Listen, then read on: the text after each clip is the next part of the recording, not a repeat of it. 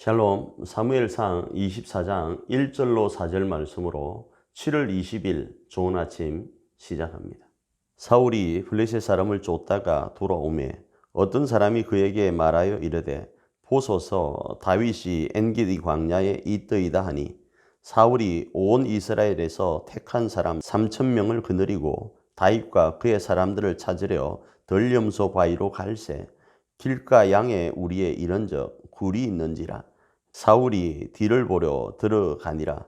다윗과 그의 사람들이 그 굴 깊은 곳에 있더니 다윗의 사람들이 이르되 보소서 여호와께서 당신에게 이르시기를 내가 원수를 네 손에 넘기리니 네 생각에 좋은 대로 그에게 행하라 하시더니 이것이 그날이니이다 하니 다윗이 일어나서 사울의 겉옷자락을 가만히 베니라.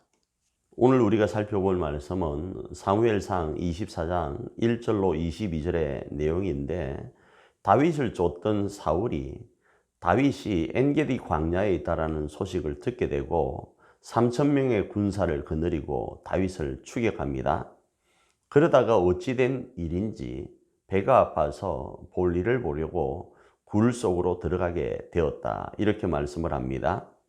그런데 성경은 그 깊은 곳 속에 다윗과 다윗의 사람들이 있었다라는 거죠. 이런 환경이 되자 다윗을 따르던 사람들이 하나님의 말씀을 인용해서 다윗에게 하나님께서 다윗의 원수를 갚을 수 있는 길을 주셨다고 하면서 사울을 죽이자고 합니다. 그런데 다윗은 가만히 사울의 겉옷자락만 베는 것이 오늘 본문의 내용이고, 나중에 이 사실을 알게 된 사울이 다윗을 쫓는 일을 멈추는 것이 오늘 본문의 내용입니다. 오늘 이 말씀을 우리의 삶에 어떻게 적용할 수 있을까요?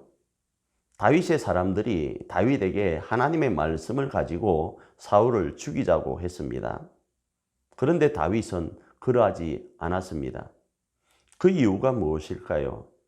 분명히 다윗의 사람들이 말한 것처럼 하나님께서 다윗에게 이런 말씀을 하셨습니다.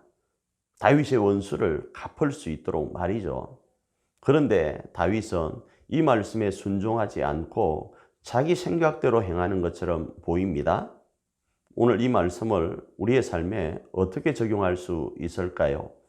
다윗의 사람들처럼 그렇게 행하는 것이 옳을까요? 아니면 다윗처럼 행하는 것이 옳을까요? 결론은 우리가 알고 있지 않습니까? 다윗처럼 행하여야 되는데 다윗이 왜 이런 행동을 하게 되었을까요? 그건 두 가지입니다. 23장에서 다룬 것처럼 다윗은 철저하게 하나님 중심적인 삶을 살았습니다. 세상에 어떤 원수라 할지라도 그들이 다윗을 버리고 내어주는 것, 그렇게 중요한 것 아닙니다. 하나님이 다윗을 인정하고 다윗을 붙들고 계시면 된다라는 그 믿음이 있었다라는 거죠. 다르게 표현해 볼까요? 다윗을 기름 부어 세우신 이가 하나님이라는 강한 믿음이 다윗에게 있었다라는 겁니다. 두 번째로 다윗은 이런 기름 부음에 대한 부분을 자신에게만 적용하지 않았다라는 겁니다. 바로 초대왕 사울에게도 적용했던 겁니다. 하나님께서 사울을 기름 부어 세웠다.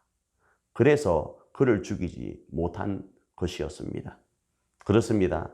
동일하게 하나님 중심의 삶을 가지고 다윗은 오늘 사울의 옷자락만을 배웠던 겁니다. 오늘 저도 마찬가지입니다. 저는 하나님의 엄청난 사랑 가운데 있는 존재입니다. 하나님께서는 저 한 사람을 구원하시려고 자신의 외아들까지 사람되게 하시고 십자가에 내어주셨습니다. 그 사랑의 중심에 있는 이가 바로 저입니다. 그런데 이러한 사실은 저에게만 적용되는 것이 아니라 바로 여러분 한 사람 한 사람에게도 동일하게 적용된다는 겁니다. 이 사실을 다윗은 그대로 적용했습니다. 자신도 기름 부음 받은 왕이지만 아울러 사울도 하나님이 기름 부어 세운 종이라는 사실을 인정하다 보니 자신의 사람들이 주장하고 있는 그 내용보다 하나님 중심적인 고백을 했던 겁니다. 오늘 하루 이 고백이 넘치길 원합니다. 그리고 하나님이 멋있게 들어 사용하는 왕같이 사역하는 저와 여러분이 되기를 축복합니다.